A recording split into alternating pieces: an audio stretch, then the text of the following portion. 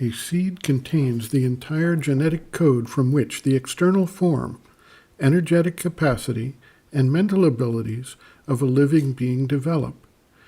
It can be seen as the most concentrated form of that being, a form that nevertheless has the capacity, through time, of manifesting a physical form, a vital form, and eventually a mental form. Each of these layers take the shape and carry out the energy and direction of the seed from which they developed. These levels are expressed over time, with some developments requiring what we consider to be a long time when looked at from the viewpoint of a single human lifetime. Since each of these levels operates under a set of guidelines that contain opportunities and limitations inherent in each sheath or layer, they only express imperfectly the genetic code contained in the seed. The living being may also be influenced by its environment, and thus, despite the pattern requested by the code built into the seed, it may fall short of the ideal, or become twisted, warped, or malformed. Mutations may occur which change the ability of that form or of seeds that eventuate to create future beings. Sexual reproduction, combining seed elements from different beings, creates a framework for systematic, organized mutation built into the very process itself.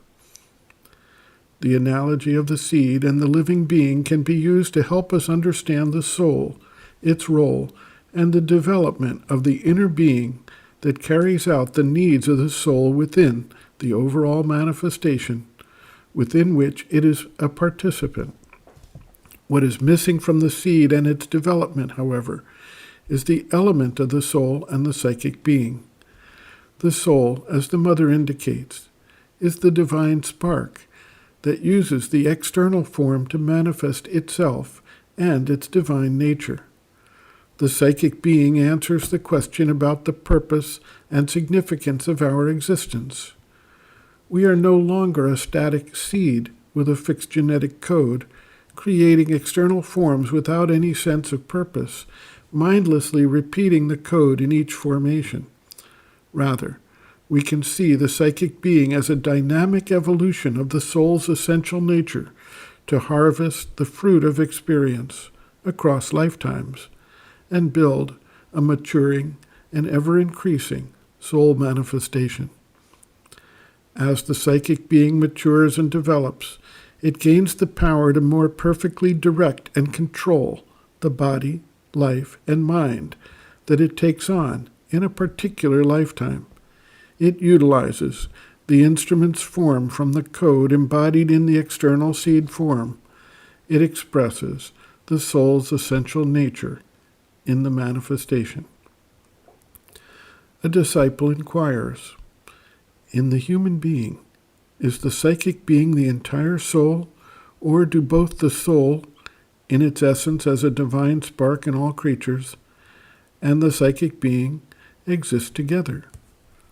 The mother answers, quote, the soul is the eternal essence at the center of the psychic being. The soul is, in fact, like a divine spark which puts on many states of being of increasing density, down to the most material. It is inside the body, within the solar plexus, so to say. By solar plexus, the mother is referring to the heart, not the navel region. This is clear from statements she has made elsewhere, as, for example, in the following statement. Generally, it is in the heart, behind the solar plexus, that one finds this luminous presence. Collected Works of the Mother, Volume 16, page 410. These states of being take form and develop, progress, become individualized and perfected in the course of many earthly lives, and form the psychic being. When the psychic being is fully formed, it is aware of the consciousness of the soul and manifests it perfectly. End quote. Reference, Sri Aurobindo and the Mother, The Psychic Being, Soul, Its Nature, Mission, and Evolution, Section 1, Meaning and Nature of the Psychic Being, pages 8 to 9.